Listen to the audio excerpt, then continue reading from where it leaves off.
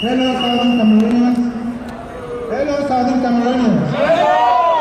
Hello, Southern Cameroonians.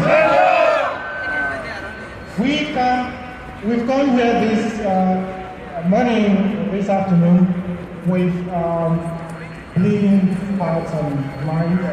We all know what is happening to our people back home, and we've waited for 6 months for the international media to take this up, and especially BBC, where we've been part of the community, and we've been paying taxes, and the BBC is being funded by the government through our taxes. Oh, yeah.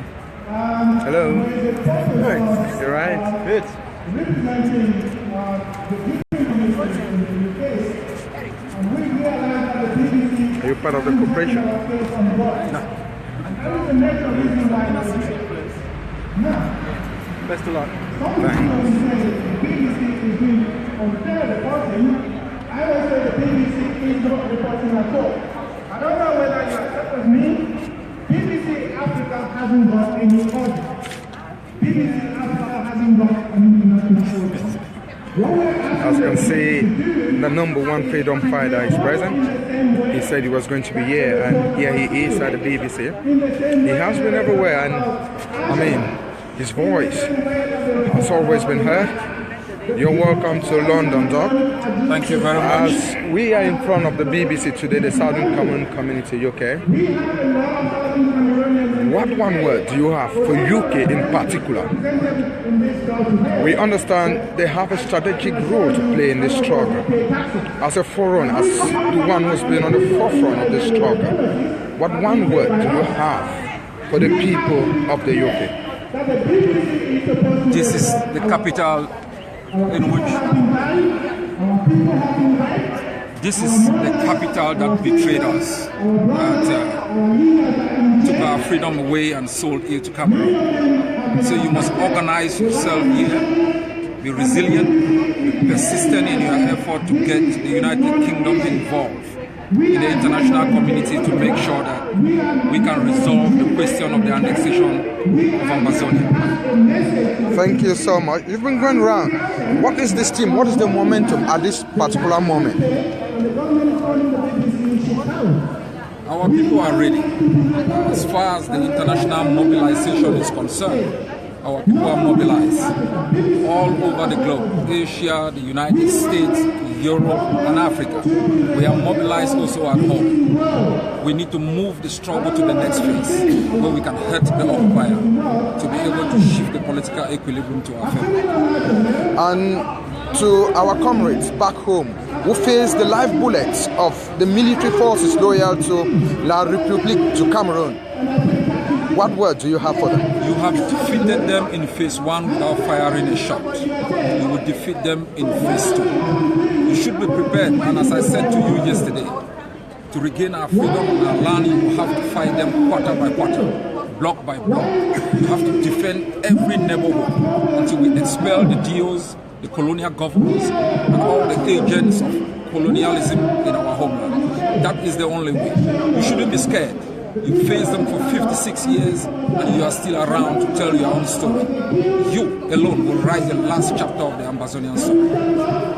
Thank you so much, Doc. We'll be catching up with you again, and we are glad to have you in the UK today. Hopefully we'll have time to talk again while the protest goes on, with Southern Cameroonians actually expressing their dissatisfaction with the BBC News channel in particular. We understand the BBC World Service has done just a little in broadcasting the story with Randy Josa, who himself was arrested by the colonial forces in Yaoundé. The people of Southern Cameroons had to take the story to the BBC themselves to say that we are in the UK and we do not pay TV licenses not to get stories that are related to us. We do not care about whatever La République du Cameroon and its government and its lying CRTV is doing to the people. We wouldn't want to equate the BBC to a channel like that one. We deserve to know what is happening in Southern Cameroon. We deserve to know what is happening to our people. And if the BBC is a news channel that broadcast news from both sides. They should be able to tell us exactly what is happening with the people of Southern Cameroon, as well as what La République du Cameroon have been doing. There have been reports on social media of a mass grave in Yaoundé, and the BBC has been silent to investigate the story, and that's why we are here today to question them. When you keep quiet in the face of evil, then you yourself is evil. Journalists have been arrested. A typical case is that of Atia Zongwi, who is in bars and detained in Yaoundé and is facing a military tribunal on counts of terrorism. And we ask other journalists across the world, what are you doing to fight this suppression on media people?